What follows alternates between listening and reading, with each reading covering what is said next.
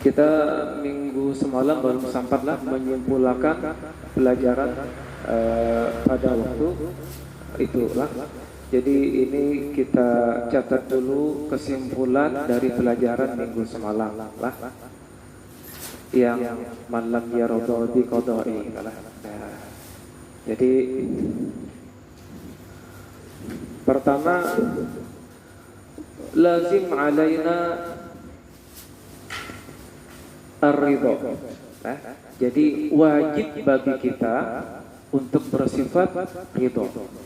Kan ya Allah Ta'ala, malam yaradha bi qada'i, barang siapa yang tidak ridha dengan ketentuanku, maka supaya kita kada mendapatkan murka dari Allah Ta'ala, falazimun alaina an narda an kulli ma kataballahu lana minasyarri minal khairi wasyarr. Jadi wajib bagi kita untuk bersifat ridha atas semua ketentuan dari Allah Ta'ala, baik itu nang bagus atau nang kada. Wajib bagi kita meyakini bahwasanya apapun yang terjadi itu berasal dari Allah Ta'ala. Mau nyaman, mau kada, baguskah, kadakah, beradaan dari Allah Ta'ala, keadaan yang lain. Lemah kita membacakan ada yang lain, tapi ini tauhid lah. Tauhid itu anda di dalam hati, kada boleh keluar, kada boleh keluar. Lemah kita memadakan ada yang lain daripada Allah Ta'ala yang menentukan sesuatu, berarti kita sudah syirik menduakan Allah Ta'ala. Jadi yang pertama, wajib bagi kita ridha atas semua ketentuan Allah, baik dan buruk. Kemudian yang kesimpulan kedua, yang dinamakan dengan qada itu apa, yang dinamakan dengan qadar itu apa? Qada itu ketentuan Allah Ta'ala yang ada dalam ilmu Allah dan iradat Allah Ta'ala. Iradat itu kemaha berkehendakan Allah Ta'ala. Jadi kita bedakan antara qada dan qadar. Bukankah kita kan belajar lah dulu di ibtidaiyah, di SD dulu, rukun yang berapa? Keenam lah. Kenapa kelima kan? Bahwa kita wajib beriman kepada qada dan qadar. Nah sekarang apa itu qada?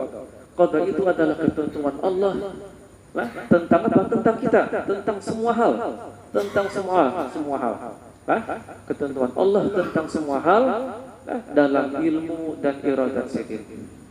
Berarti qada ini adalah qadim. Apa itu qadim? Qadim itu tidak punya awal, tidak berawal. Nah kayak apa ilmu Allah Ta'ala itu ada pada zat Allah Ta'ala? Nah kayak apa iradat Allah Ta'ala itu ada pada zat Allah Ta'ala? Karena zat Allah Ta'ala itu tidak punya awal dalam keberadaannya. Kalau Bang Allah Ta'ala tahun sekian belum ada, tahun sekian ada, itu kita. Itu kita waktu belum dilahirkan. Misal kita lahir tahun 80, berarti tahun 79 kita belum ada. Itu ada awal bagi keberadaannya. Itu makhluk. Semua makhluk, semua ciptaan, semua ciptaan Allah itu ada awal bagi keberadaannya. Sudah barang tentu Allah penciptanya, wajib tidak boleh sama dengan ciptaan. Tukang lawan kursi samalah, pasti berbeda. Macam itu. Jadi Allah Ta'ala itu tidak ada awal bagi wujud sendiri, bagi keberadaan sendiri. Yang ada awal itu adalah kita. Semua yang lain daripada Allah Ta'ala itu disebut dengan makhluk. Manusia, malaikat, iblis, setan, jin, alam raya, surga, neraka, panas, dingin, sakit, garing, senang, sedih, itu makhluk. Ciri makhluk adalah ada awal dan ada akhir. Ada awal dan ada akhir. Itu cirinya. Sedangkan penciptanya maha suci daripada ada awal dan ada akhir. Maka qada adalah ketentuan Allah dalam ilmu siapa? Ilmu Allah dan iradat Allah Ta'ala. Maka qada ketentuan ini pun qadim. Qadim maksudnya tidak ada awal, tidak ada awal. Nah, itu qadim. karena tidak mungkin nang ada dalam qadim itu hudus hadis, tidak mungkin Allah. Nah, macam itu. Apabila qada ini diwujudkan, terjadi, maka disebut dengan qadar atau takdir. Takdir adalah perwujudan qada dalam kenyataan. Kenyataannya ada. Jadi umpamanya dalam ilmu Allah Ta'ala si fulan bakal lahir tahun 1980. Itu adanya qadim dalam ilmu sidin, dalam iradat sidin. Kan kita belajar sifat 20, ada sifat ilmu, ada sifat iradat. Ilmu maha mengetahui, kemudian iradat maha berkehendak. Nah, kemudian pada tahun 80 Allah Ta'ala mewujudkan kehendaknya, yaitu mewujudkan si fulan untuk lahir dalam tahun 80. Maka itulah yang dinamakan dengan qadar atau takdir. Jadi apabila belum terjadi, itu bukan takdir. Apabila sudah terjadi sesuatu, maka itu adalah takdir. Takdir ini bagi manusia ada yang baik, ada yang kada. Dan kita wajib percaya bahwasanya seberataan berasal dari Allah Ta'ala. Kedatangan dari Allah Ta'ala. Jadi lamun pian suatu hari berjalan tersepak batu tejurungkup, itu adalah takdir. Lamun balum tejurungkup balum takdir. Membawa intalu nukar bersepeda atau bersepeda motor, gantung di sepeda motor, kena gerunjal, kena lobak, lalu pecah intalunya, itu adalah takdir. Lamunnya belum terjadi, itu belum takdir karena. Nah sekarang apa kita mensikapinya? Hati kita adalah wajib kita ridho lawan semua ketentuan Allah Ta'ala. Mau buruk kita terima, kita ridho lawan sidin. Mau nyaman kita terima juga, kita ridho lawan Allah Ta'ala.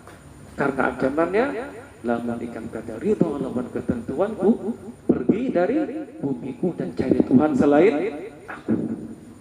Gitu. Itu adalah satu. Yang kedua, kita disuruh apa? Yang kedua,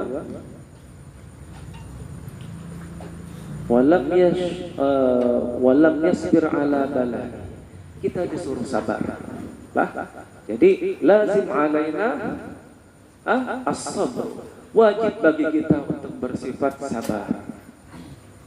Yang kedua, wajib bagi kita untuk bersifat sabar. Sabar ini terbagi tiga semalamlah. Satu, sabar mengerjakan taat. Yang kedua, sabar menjauhi larangan. Yang ketiga, sabar menyandang cobaan. Jadi wajib bagi kita untuk bersifat sabar. Pertama dalam mengerjakan taat. Amun kita taat sembahyang 5 waktu pada waktunya, lamun kawa kita berjamaah, kemudian kita membaguskan adab-adabnya, kemudian kita berwudu segala macam, dan kemudian kita melaksanakan semua kewajiban Allah Ta'ala, baik itu nang sosialnya kita membantu saudara-saudara kita kan, jangan mengentengkan membantu sesama saudara kita nang muslim atau nang muslim sama aja. Jar Nabi, Allahu fi aunil abdi maka al abdu fi auni akhihi. Allah itu akan selalu dalam pertolongan kepada hambanya selama hamba tersebut menolong saudaranya yang lain. Allah pasti akan menolong seorang hamba selama hambanya tersebut menolong saudaranya yang lain. Nah, itu kewajiban kita, dalam kewajiban sosial kita. Nah, dalam melaksanakan itu sudah barang tentu ada kada nyaman. Bagian harus bangun subuh, kita begadang, misalnya kita begadang jam 3 guring atau jam 2 guring, harus jam 5 bangun pulang sembahyang subuh. Mata ngantuk banget, maka bola aja tutup. Nah, disuruh bangun barat banget, tapi kita wajib sabar. Wajib sabar.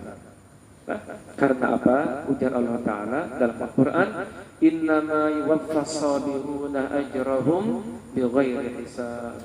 Hanya saja diberikan kesempurnaan balasan bagi orang yang sabar itu adalah balasan yang tidak terhitung. Kada dihitung lagi Allah Ta'ala kena di akhirat kena. Kada dihitung lagi sering memberi balasan. Kalau yang lain ada kadar sampai di sini kan, tapi untuk orang-orang yang sabar tidak ada hitungan lagi, tak terhitung bi ghairi hisab. Nah, berarti dua, ridho dan sabar. Lalu ada hadis Nabi yang mengatakan macam ini kan Nabi. Ajaban li amril mu'min. Ajaban li amril mu'min. Sungguh suatu keadaan yang sangat mengagumkan bagi seorang mukmin. Wa laisa dzalika li ahadin illa lil mu'min. Dan itu tidak akan terjadi pada diri seseorang kecuali terjadi hanya pada seorang yang beriman. Jadi iman sempurna hanya ini ada. Apa? Yang pertama, idza massathu sarra syakara wa dzalika fakana khairan lah. Apabila dia ditimpa suatu karunia, diberikan suatu karunia, suatu nikmat, suatu anugerah, suatu fadilah, suatu nang nyaman, suatu nang menyenangkan pada dirinya, dia bersyukur. Maka bersyukur itu adalah kondisi terbaik bagi seorang mukmin. Bersyukur kepada Allah Ta'ala adalah kondisi terbaik bagi seorang mukmin. Wa idza masathu darra, dan apabila dia ditimpa suatu cobaan, dia ditimpa suatu kemalangan, dia ditimpa suatu musibah, dia ditimpa suatu ujian, maka apa? Sabar, maka dia sabar. Fakana khairan lah, dan itu sabar itu adalah sikap terbaik bagi seorang mukmin. Jadi Nabi sangat kagum bagi seorang mukmin yang apabila mendapatkan karunia, kenikmatan hatta sebiji permen, dia bersyukur. Dan apabila mendapatkan cobaan, dia bersabar. Nah, jadi yang ketiga setelah kita bersabar adalah syukur. Kita wajib, lazim alaina asyukru fi kulli hal. Wajib bagi kita untuk bersyukur dalam setiap keadaan. Jadi wajib kita bersabar, wajib kita ridha, wajib kita sabar, wajib kita syukur. Syukur itu apa? Syukur itu adalah pertama lisan. Lisan kita mengucapkan alhamdulillah wa syukru lillah. Kemudian hati kita berterima kasih kepada Allah Ta'ala atas anugerah yang kita terima. Kemudian kita menggunakan anugerah tersebut untuk kebaikan. Jadi ada tiga hal syukur itu. Pertama, lisan mengucapkan terima kasih. Yang kedua, hati berterima kasih atas karunia. Yang ketiga, menggunakan karunia tersebut untuk kebaikan. Kebaikan apa? Itu bersyukur. Kemudian yang keempat, kesimpulan yang keempat adalah qanaah. Qanaah itu adalah menerima semua, menerima terhadap apa yang ditentukan Allah dalam rezeki kita. Jadi kita qanaah adalah menerima dengan lapang dada atas rezeki yang diberikan Allah Ta'ala. Kehendak 1 juta, dapatnya 500, qanaah kita terima.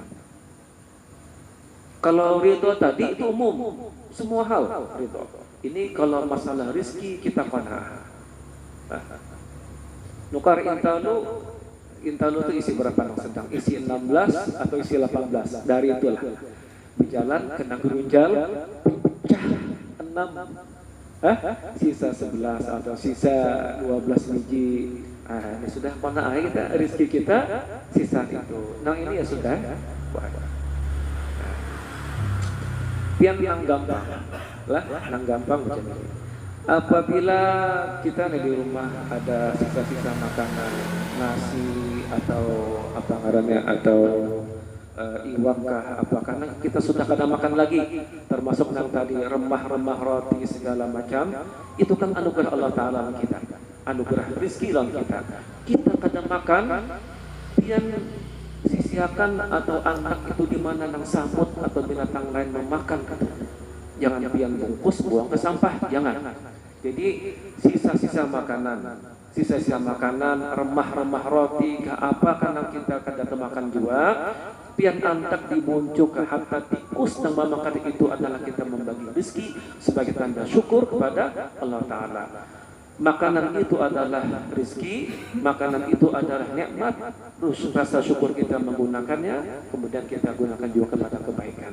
Antak tadi ujung, biar sambut nang makan, biar binatang apa nang makan itu. Lamanya itu kada termakan juga oleh mereka, antak ke tanah. Kita ini berasal dari tanah itu menjadi rezekinya tanah. Karena semua protein yang ada, kandungannya jadi unsur halal. Di tanah itu jadi macam-macam, jadi subur tanah itu. Jangan yang buat di dalam kantong plastik buang antar di tempat sampah, jangan. Yang tempat sampah itu yang sudah ada kawal lagi yang dimanfaatkan oleh yang lain. Tapi kalau masih kawal dimanfaatkan oleh sambut sekalipun, bagi itu tanda syukur kita kepada Allah Ta'ala. Jadi 4 lah, ridho, sabar, syukur, qanaah. Nah, seempat ini yang beberapa waktu yang lalu kita sudah belajar kayak apa mengisi hati lawan yang disebut dengan tahalli. Ya Allah, tahalli itu adalah mengisi hati dengan semua sifat-sifat terpuji. Itu adalah tahalli.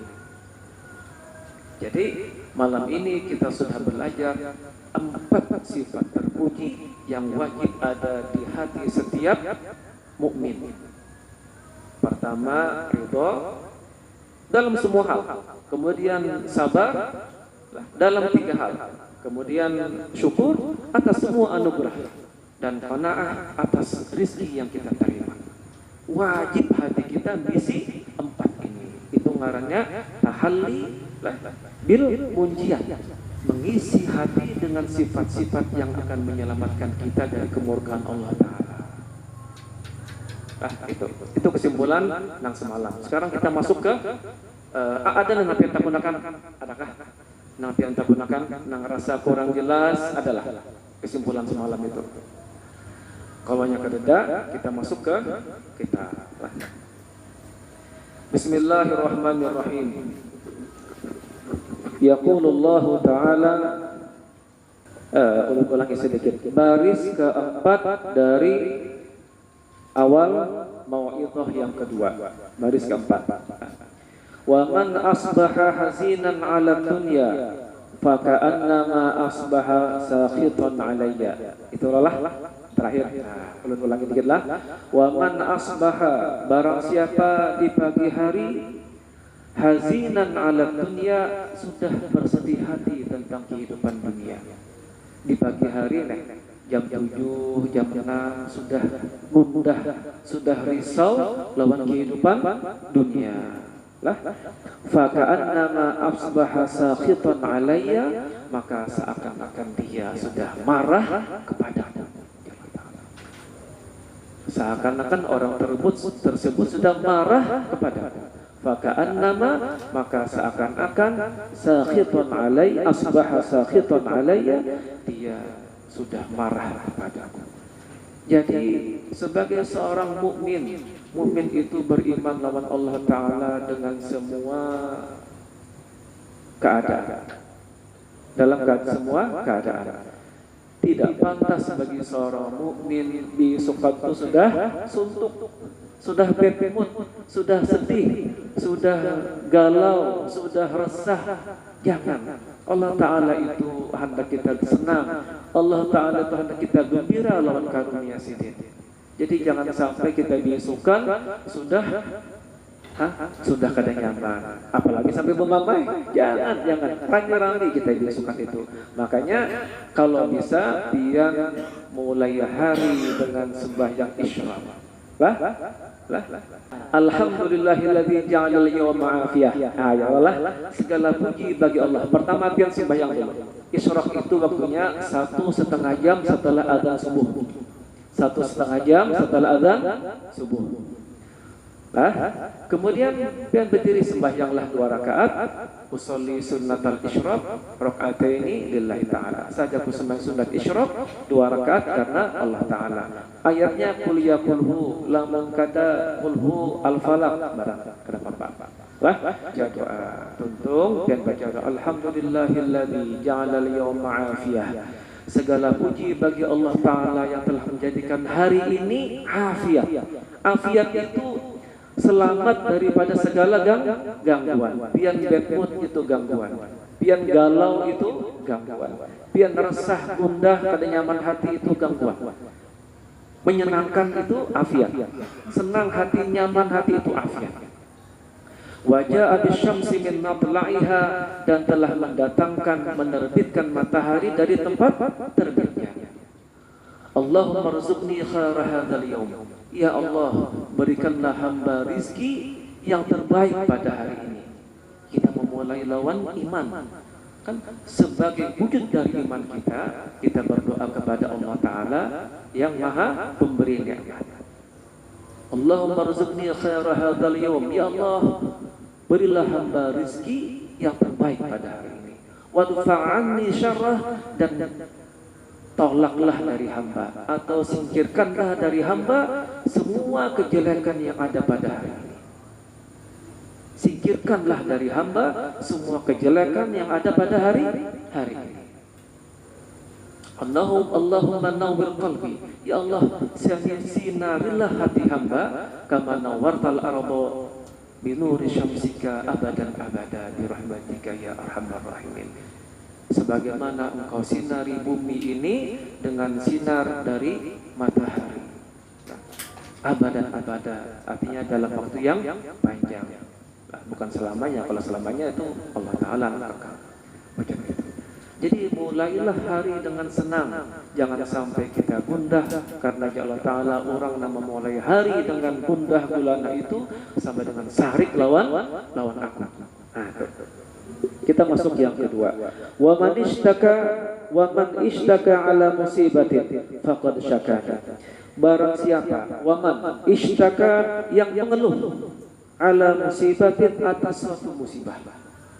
Waman, barang siapa ishtaka, mengeluh ala musibatin, atas satu musibah, faqad syakani, sama dengan dia mengeluhkan diriku. Sama dengan dia mengeluh atas diriku. Bukan mengeluh kepadaku lah, mengeluh atas diriku. Aku ini Tuhannya, dikeluhakannya ya Allah Ta'ala. Lamunnya mendapatkan musibah, ia mengeluh ke sana kemari, bepadah lawan orang lain, aku dapat musibah begini. Sama dengan ia mengeluh lawan aku, mengeluh atasku. Aku ini Tuhannya, tapi ia mengeluhkan diriku sebagai Tuhannya. Kan dalam dihalus-halusi dalam ilmu tauhid, Allah Ta'ala itu tidak pernah salah perbuatannya. Allah itu tidak pernah diminta bertanggung jawab atas perbuatan sini. La yus'al amma yaf'al wa hum yus'alun. Itu di Quran. Dia tidak akan diminta pertanggungjawaban. Dia tidak akan pernah ditanya atas perbuatannya. Tapi mereka manusia yang akan ditanya atas perbuatan mereka. Allah Ta'ala semau gue, Allah Ta'ala sekehendak sidin. Nah, misal hari itu perbuatan sidin kepada kita adalah memberikan musibah, memberikan ujian, memberikan cobaan kepada kita. Lalu kita mengeluh ke sana kemari, aku ini begini.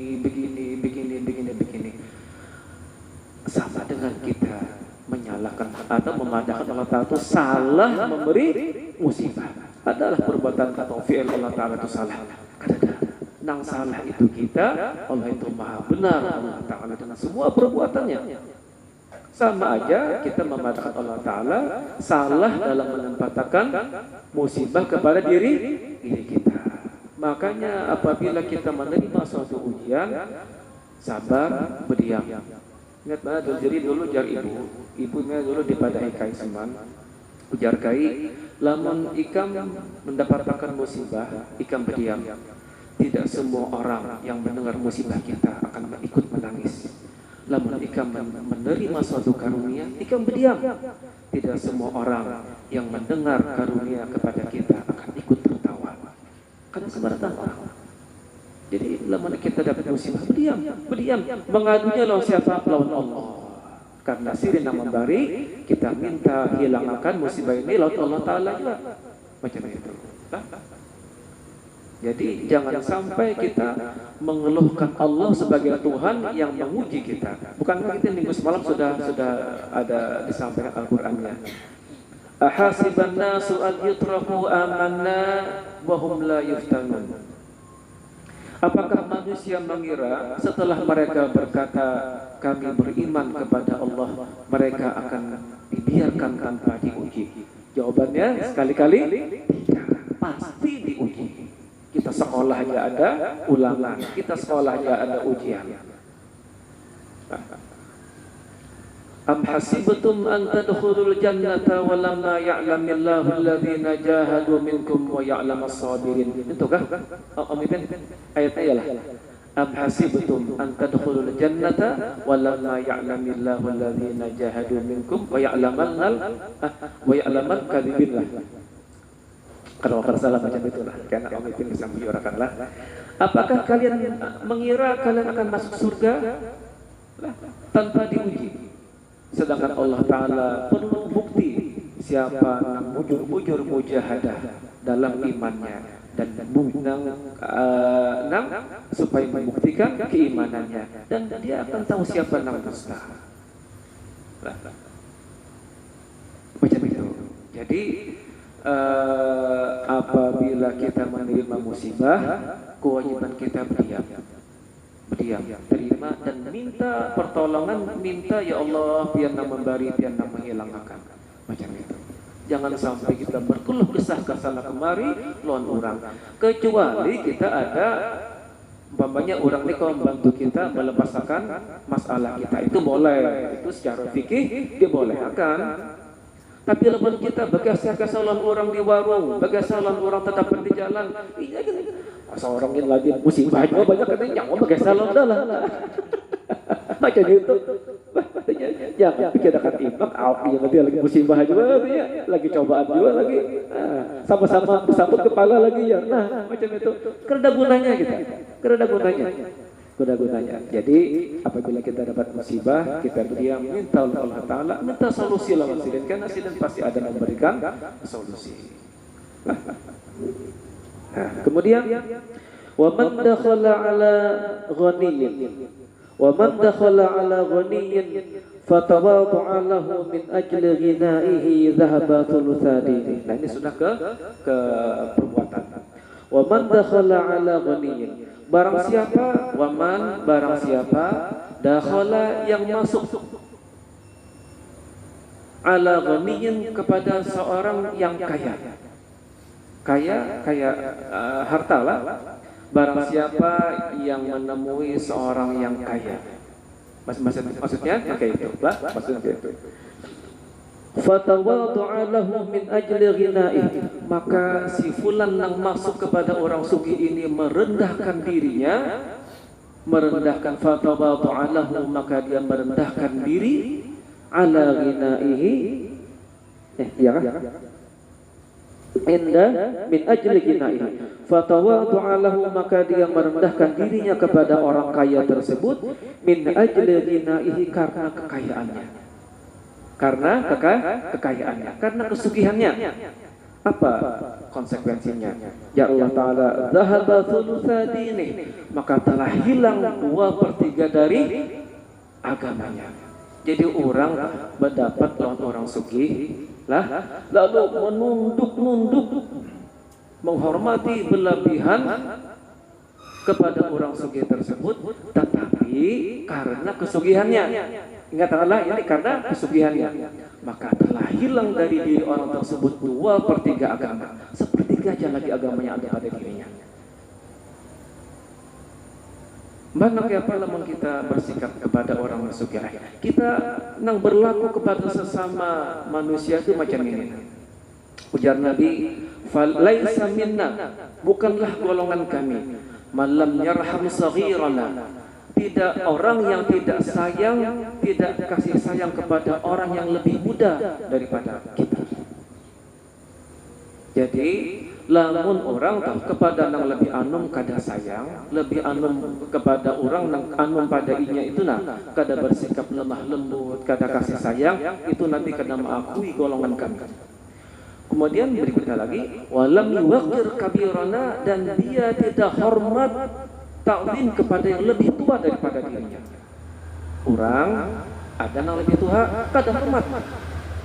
Ini kada peduli mau orang nang anum ini ustaz kah, tuan guru kah, lamun kada hormat nang lawan nang lebih tua, laisa minna, nabi kada mengakui golongan situ.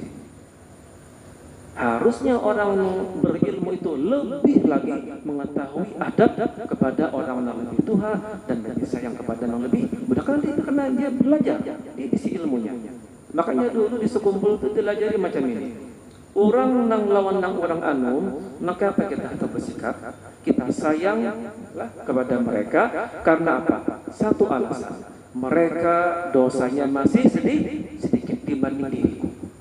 Jadi adab hati itu kepada nang anum, kita sayang kepada mereka karena dosa-dosanya jauh lebih banyak aku daripada inya. Begitu. Orang lebih anum kita macam itu. Kemudian kepada orang yang lebih tua dilajari atas dasar apa? Dasarnya adalah kita hormat dan taklim kepada orang yang lebih tua daripada kita karena mereka lebih dahulu bersyahadat daripada kita. Mereka lebih dahulu beriman daripada kita. Jadi nang di bawah sedikit dosa, kita sayang sama mereka. Nang di atas lebih dahulu beriman, lebih dahulu berikrar syahadatain, 2 kalimat syahadat daripada kita. Maka kita wajib kita hormat kepada mereka. Nah, apabila kita hormat kepada seorang nang sugih karena ini, maka tidak tercela. Tapi namun kita hormat orang sugih karena kekayaan yang dimilikinya, maka hilang 2/3 agama dari diri kita. Jadi kita wajib kita berakhlak mulia, wajib kita beradab kepada hatta orang siapapun nang orang sugih, tapi bukan karena kesugihannya, tapi karena namanya inya lebih tua, berarti inya lebih dahulu bersyahadat daripada aku.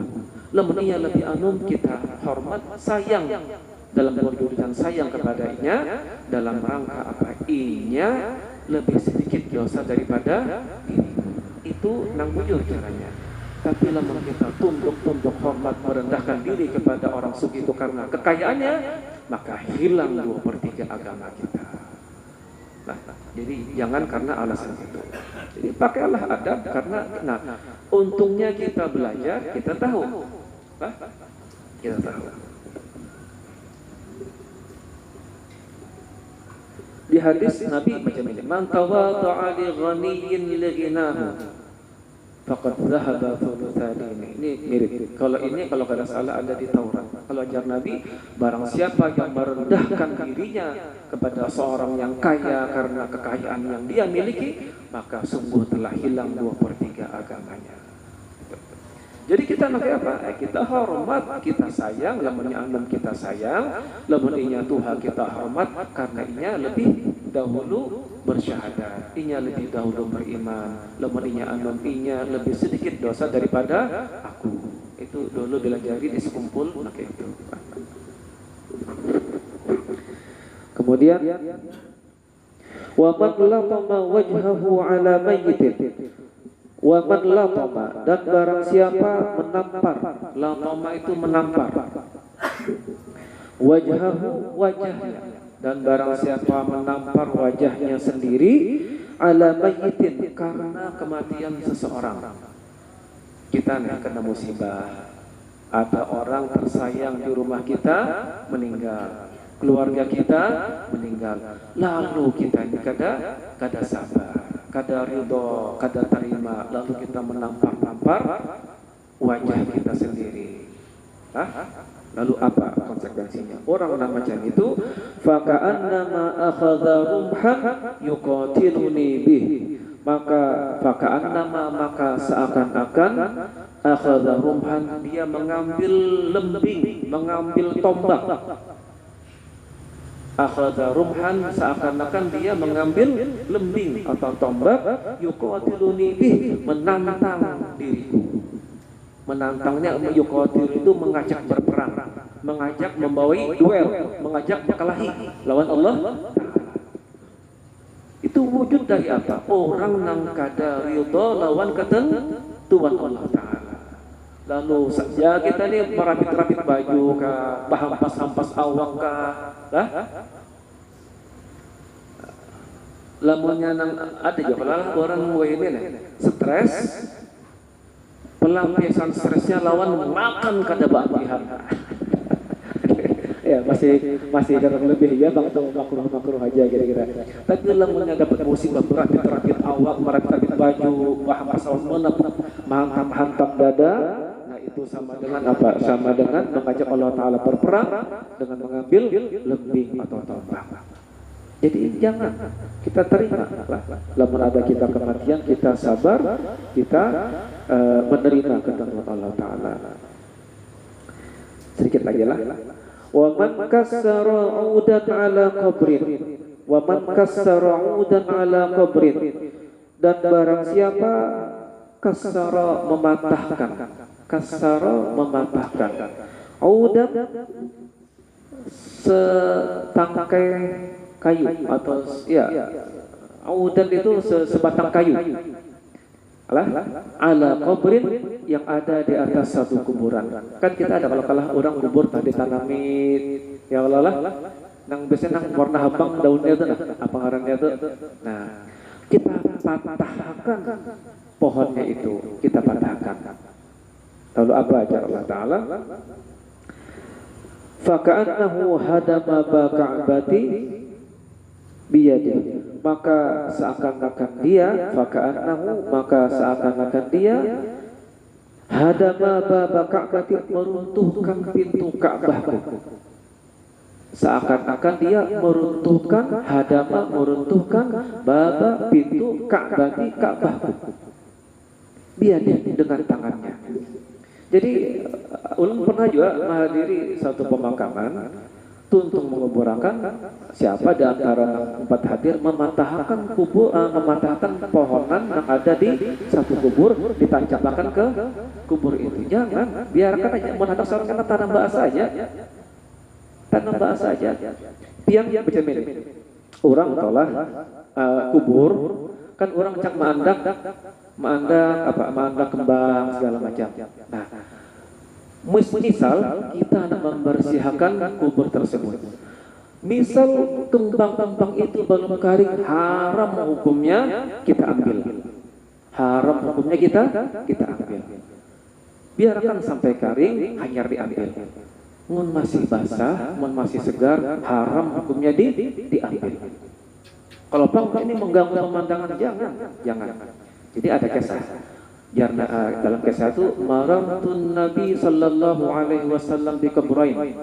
Nabi satu kali waktu berjalan melewati 2 buah kuburan. Lalu ujar Nabi lawan sahabat, innahuma la yu'adzaban. Sesungguhnya 2 ahli kubur ini berada dalam siksaan sekarang. Mereka berdua di dalam kubur disiksa oleh malaikat. Fama yu'adzabani fi kabirin, dan mereka berdua tidak disiksa karena hal yang besar, dosa besar. Wa innahuma lakabir, ada dan bahkan sebenarnya mereka itu melakukan dosa besar. Amma ahaduhuma, salah satu dari mereka, fakana yajri bin namimah. Orang ini Nabi semasa hidupnya kesana kemari mengadu domba, menganjur atar. Orang lagi bersahabat akrab masuk dianjur atari kasih penangkada bagus pecah. 2 segolongan rami-rami masuk dianjur atari kasih macam-macam pecah. Jadi orang nang siku ini Nabi orang ketujuh ma'adu asah, orang ketujuh ma'adu domba di antara manusia. Maka dia sekarang berada dalam siksaan di dalam kubur.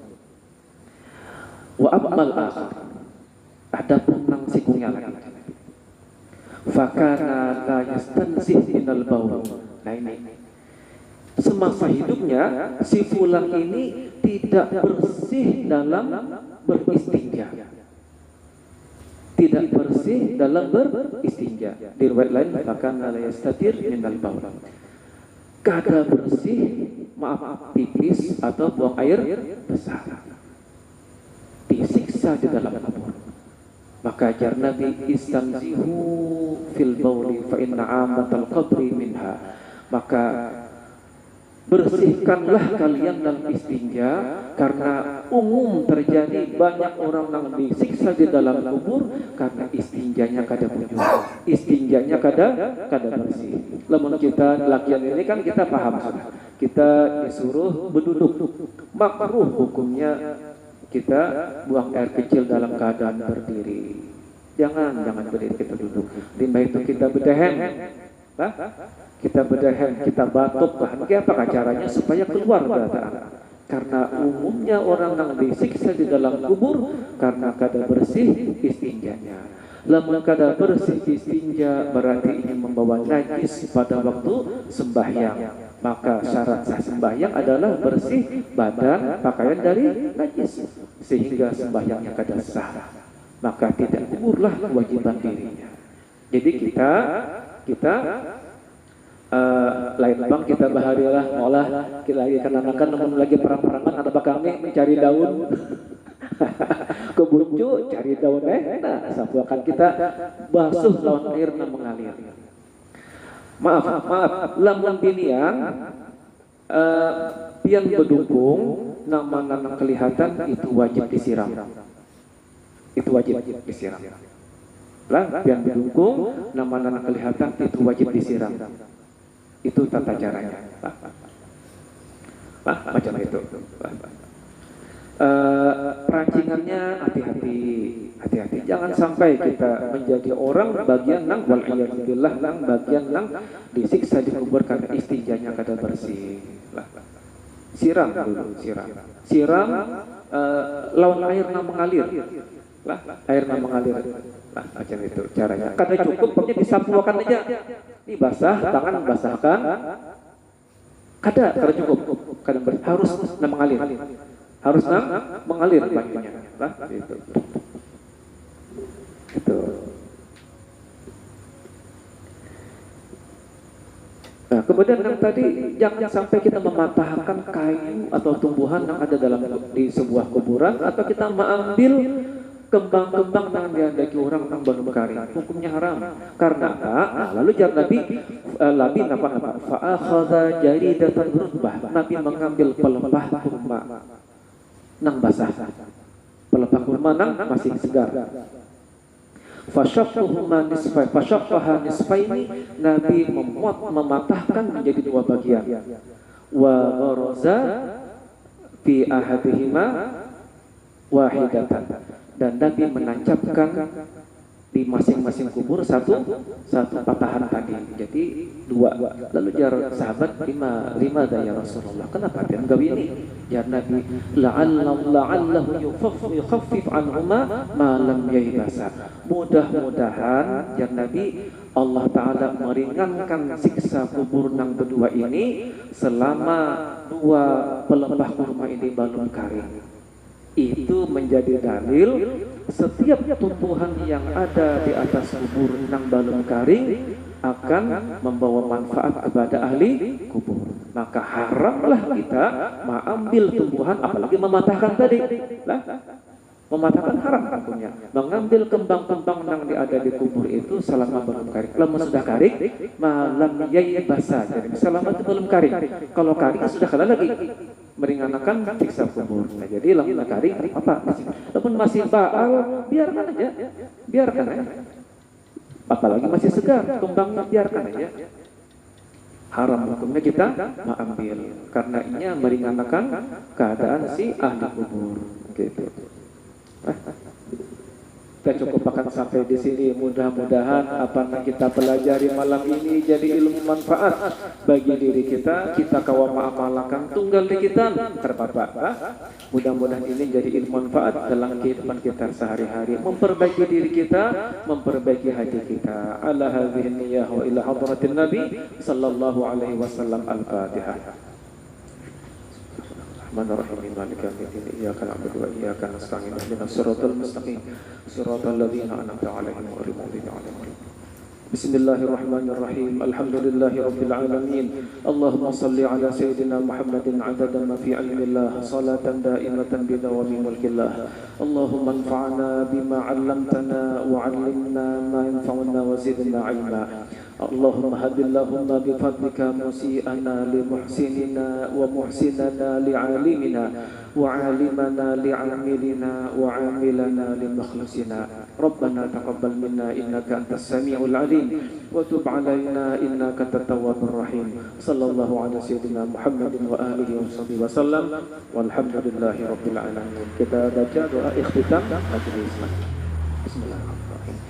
Ya Rabbana tarafna bi annana qatarafna wa annana asrafna ala ladha ashrafna fatub alayna tawbah taghsil likulli hawbah واستر لنا العورات وآمن الروعات واغفر لوالدينا ربي ومولودينا والأهل والإخوان وسائر الخلان وكل ذي محبة أو جيرة أو صحبة والمسلمين أجمع آمين ربي فاسمع فضلا وجودا منا لا باكتساب منا بالمصطفى الرسول نحظى بكل سول صلى وسلم ربي عليه عبد الحبيب